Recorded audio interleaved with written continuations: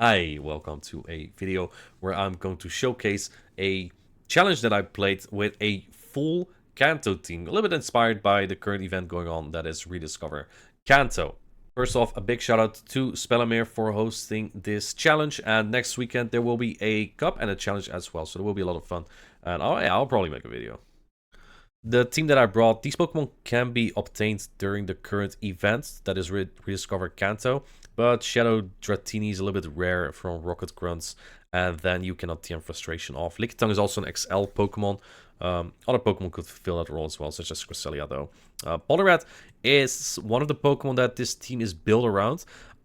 Basically the Poliwrath Haunter core. Haunter really covers Pokemon like Annihilate that counter the Poliwrath, and then Poliwrath takes on like the Steel types and the Whiscash Skarmory core, which are very difficult to cover. But Poliwrath is probably the one Pokemon with that unique coverage, and then it also takes on the Lickitung that threatens Haunter. Haunter's Ice Sponge is useful against Gligar and Dragons, so I really like that. And then I have Wigglytuff and Pidgeot as my Lickitung counters here. There's not a lot of good Lickitung counters in Kanto. I feel like these three are basically the best that there is. Even Machamp is kind of iffy, and then it's even worse against Annihilate. So didn't want to bring that. Let's see how this goes. My first match is against El Brino. It was also my first match in the previous local tournament, and there he brought a Noctowl. Luckily, he didn't bring Noctowl this time. Noctowl would have teared through my team, would have beaten the Poliwrath, the Haunter, and the Lickitung all combined, and then I don't even have an hard answer still. Anyway, what does look good for him here is the Shadow alone Ninetales. It has Charm as the fast attack, and you see that my only resistance against Charm is Poison on Haunter, and I believe that still doesn't win the 2 shields, especially because I'm not running Shadow Punch. I don't even have a cheap neutral charge attack to dish out here. I have no idea how to tackle this. All I know is he has a Charmer, I have a Charmer. This will be, that's what it's going to come down to. Let's see, I lead Wigglytuff into Cresselia. Definitely not the lead that I want. I'm going to go into Lickitung right away. He doesn't really have that big of a Lickitung answer other than the Shadow Poliwrath. But even there, I could get like a shield advantage with the Power Whip. He throws a Grass Knot, then goes into his own Lickitung. Very boring matchup, obviously, but it's already looking quite bad. Because Cresselia with shields up, or sorry, just on even shields, does quite well into my Wigglytuff. I want my Wigglytuff on like his Alone Ninetales, or his Gligar, his Lickitung, well, that's right here, or his Poliwrath. So I'm actually not going to throw a single charge deck here. I will swap out with all this energy because I want to use the energy to pressure Alone Ninetales later. So I'm going to go into Pidgeot right away. If he has Lantern, I think at this point it's pretty much over, although I do almost have 2 Power Whips, so that might help me. The licks are double resisted here, so I have the time to build up energy. Do mind, I don't have Feather Dance here. I have Aerial Ace for the pace, because that makes me a little bit better against fighters. Yeah, let's see. I have to throw a Brave Bird to knock it out, though. I'm at about 100 energy at this point. I'm going to go for the Brave Birds. That should knock out the Lickitung. Then whatever comes in is going to take some huge damage. I actually could have gone to the Brave Bird here, but I'm going to go for the Aerial Ace. It doesn't really matter whether he shields or not. In fact, it would be great if he no shields, because then I could charm down. He gets to 2 charms here. I still have like almost 3 Body Slam on the Lickitung, I believe. So I'm going to go in Lickitung, throw one of them. And I'm not sure if I get to another one, though. I mean, I have another one, but I want 2 more. Oh, because I would faint with it. Unfortunately, he makes a really good call here. If he stayed in, if I was going for another Body Slam there, I actually could have maybe gotten 2 off on this Cresselia and then get the Charm down. But I have a different plan here. I have a 2 shielded Charmer here, and even though it takes long to get there, I'm hoping to call a bait here. Gonna no-shield his attack. It's a future sight though, so if he gets 2 grasses now, it's looking very problematic. But I should be able to come out with 2 attacks here, and then I should be fine against Alolan Knight. So still have a Body Slam as well, but I believe he needs like 3 charms or so for his Weather Ball, so that should be no problem. First charms comes through, Disarming Voice is fired, I get to another one if needed. He no-shields that. I will now go for the charm down, and I get it, and that's a good game. Game number 2, I get a pretty good lead. I'm like vigorously nodding my head like, yes, this is what I want, because I want him to switch out. I have a better answer against this Lantern in the back. I need my Dragonair on this Lantern and not on the Alolan Ninetales that's probably lurking in the back because it's so free. Lantern loses the 0 shields extremely close here by like 1 HP. Also, if I miss 1 HP on Lickitung, I might lose this in the 0 shields. So I'm going to do something else. I'm going to farm up here, shield once, and hopefully I can pressure the shields on the Alolan Ninetales later. If he comes in with Cresselia, though, he He probably won't use any shield, so that's kind of problematic. Gonna throw my body slam here right before his surf. I really hope he doesn't shield this because it would complicate things. He doesn't shield. Then Cresselia comes in. I will get to body slam here. This Cresselia barely has any fast attack pressure, which is why I'm also kind of happy that it's coming in here. Because if I now align my Dragonair here, and my Wigglytuff on his Alolan Ninetales, I can actually just charm everything down, so I'm good with that. Cresselia is already almost at half. He is going to throw an attack on Charge Attack Purity here, so this is even better. Cresselia doesn't win a lot of Charge Attack Purity. Brian didn't know, he told me that Cresselia loses Charge Attack Purity. Just don't take your chances. You might win against Umbreon and Mandibuzz, but not against even like Azumarill and Lickitung. He undercharged that even for more energy, it doesn't matter. So this is important. I waited there. I let that charm hit the Dragonair so it didn't hit my Wigglytuff, because that allows me to be on even turns here, which allows me to sneak a charm here and not take his charm damage on my Wigglytuff. And in that case, I'm now able to farm down this Alolan Ninetales that he kept his shield for vigorously all this time, but it was for nothing because I charmed him down and he didn't charm me down. So that's a 2-0 win there. My next match is against Trip Tando, and he's been avoiding me for quite a while now, but this time we face him again. Isilio is a big problem for me. Haunter with Ice Punch, Dragonair, Pidgeot, all not great there. It's very spammy against Lickitung and Wigglytuff as well, so I'm not happy about that. He's running a Mandibuzz Clodsire core. Clodsire looking quite good against me as well. I only have Poliwrath that answers it the best, and even that is so I expect it every time. He also changed his Charge Bug moveset from Crunch to Discharge, which is super unfortunate, because if he was running X-Scissor and Crunch, my Wigglytuff would beat 3 out of 6 pretty hard here. But yeah, it is what it is. I am going to try and align my Poliwrath here as well as I can. Hopefully, if I bring Wigglytuff, I can avoid Clodsire. If I bring Haunter, I can avoid Mandibuzz. Those are basically my win conditions. My safest Pokemon here is the Dragonair, but I do expect the Celio every single time. Let's see. I lead my Poliwrath into his Shadow Gligar. And this is where I lacked a little bit of knowledge. I know I win the 0 shields and the 1 shields. So he's happy with his lead. I'm looking at him. This is not that good for you. Unfortunately, Poliwrath does not win the 2 shields here. That is what I thought for some reason for a second. I know I win the 0s and the 1s. The 0-1s is very close, but I do run a very good Poliwrath, so it should be able to tank an Aerial Ace and get to Ice Wind. But yeah, this is actually not looking that great at this point. At this point, I'm doubting, wait, my HP is super low. I used 2 shields now. Was that worth it? I don't think it was. I'm going to go into the Dragonair here. Farm it all the way down. I guess the nice thing about double shielding here is that his charge attack won't do as much damage. He gets to an Aerial Ace here, I believe, which won't even put me into the yellow, and that's actually pretty good for a Shadow Dragonair. But if he has Celio in the back, it's just gonna get nasty here. I'm gonna swap immediately. He farms up energy, then throws a Body Slam, which chunks. And then I need it to be like Charge Bug in the back. That was what I was expecting here. This Charge Bug's quite good against like my Poliwrath, Pidgeot, but it's Clodsire. Clodsire is not what I expected there, but it makes sense. Clodsire is pretty good against my team. It's very bulky. I'm hoping he goes for Earthquake here, because it takes more energy, but he's smart. He goes for Double Stone Edge.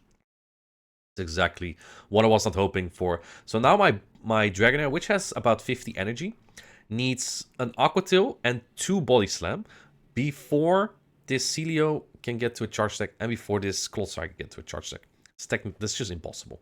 I'm gonna farm up energy here, but I know I need to be like 4 Dragon Breaths in over to Aqua Tail to outpace the Celio. So no shot there, and he takes game number 1. Game number 2, different strategy. We lead Lickitung into Celio. And again, that freaking Lickitung is dodging the Poliwrath. It already makes me feel like, okay, well, that's gonna be Gligar in the back. It is what it is. I do have a fine matchup here because I have Power Whip, but with Shields Up, it's a little bit annoying. He goes for the Water Pulse, hits harder, then goes in Gligar. I'm okay with that. I want to chip this, hopefully align my Poliwrath on the Celio. And the good thing about the Haunter Celio matchup is that their cheapest charge deck is Body Slam. It probably still has like 20% on Haunter, but at least I have some more time and to get fast attacks in. So I'm pretty fine with that, really. He's gonna knock me out with this Dig, actually. And then I should be able to farm down with the Haunter. This gives me a nice edge against the Celio here. The Sealed comes in. Celio comes in. I'm perfectly fine with that. But I wouldn't like it, really, because It's fine, but I want my Polar Rat on it. Because his timer's not up yet, I'm going to swap in the Polar Rat. Hopefully, it is Clotsire in the back, but it would make more sense that it's Annihilate. It is Annihilate because it's counts as Polar Rat. I'm going to go for the Icy Wind bait here. Scald isn't even that threatening, but it would definitely lead him into farm down range. He shields it, though, which is big for me. And because he gets that debuff, here, he won't be able to farm me down. If I went for Scald and didn't get a debuff, I think he could have counted me down. That would have been terrible. He's 4 counters off 2 knights at this point. I have to shoot everything. Of course, the counts are triple resisted, so it gives Hunter some time to farm up more energy. I need to shoot everything in. He gets a boost. I mean, counters still are triple resisted, so it doesn't matter.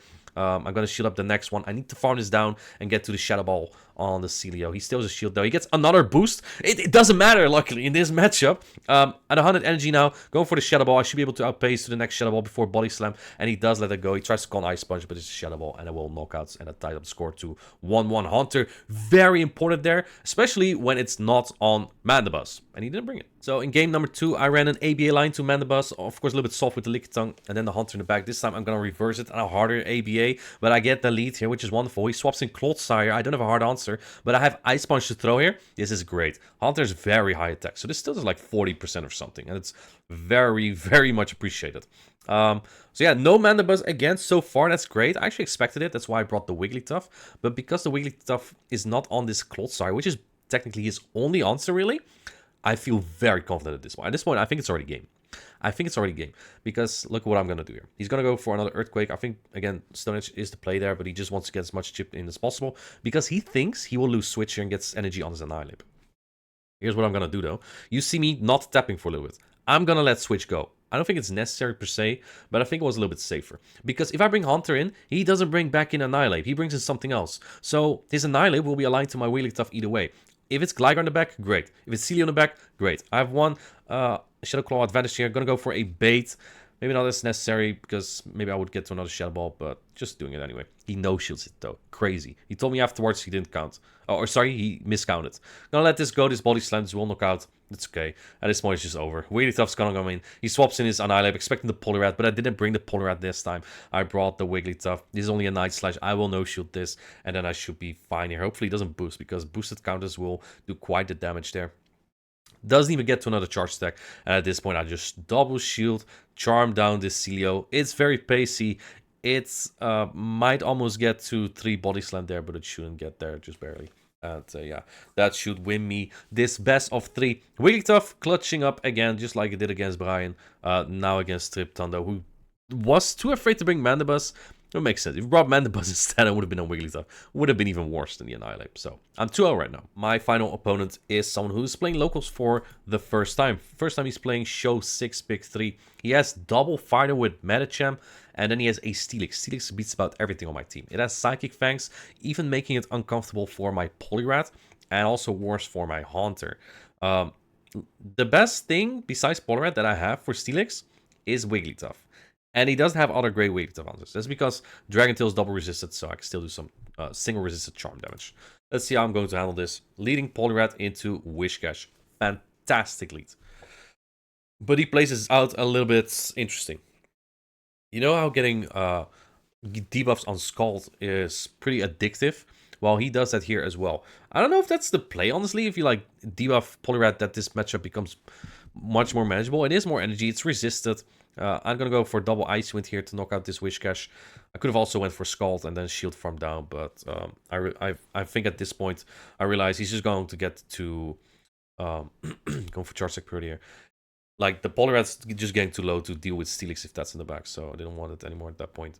I'm just going to let this go a little bit with pain. I feel like if it's the Steelix, it's just a huge problem. Because it doesn't have Breaking Strike, though, the Lickitung hangs in a little bit better, so that's fine. I'm going to go for some energy on my Haunter. Get 2 Shadow Claws in there. I think he missed a much up, but didn't matter. He didn't get to a Charge Stick anyway. In comes Lantern. Interesting. A little bit of a weak line to my Lickitung, which I was always going to bring in against this team. Going for a Shadow Ball. This will do a lot of damage.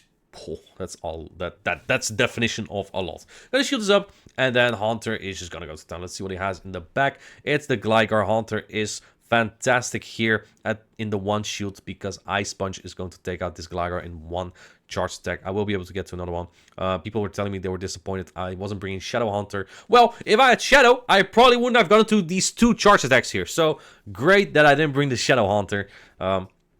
Ice Punch will knock out this Gligar, and then I don't even have to reveal my Lickitung, which my opponent built pretty weak against. So that's actually a pretty important asset there.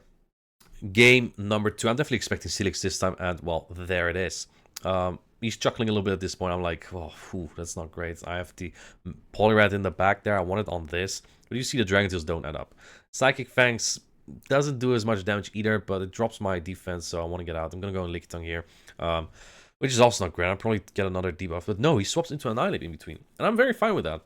He's going to go for a Nice Slice immediately.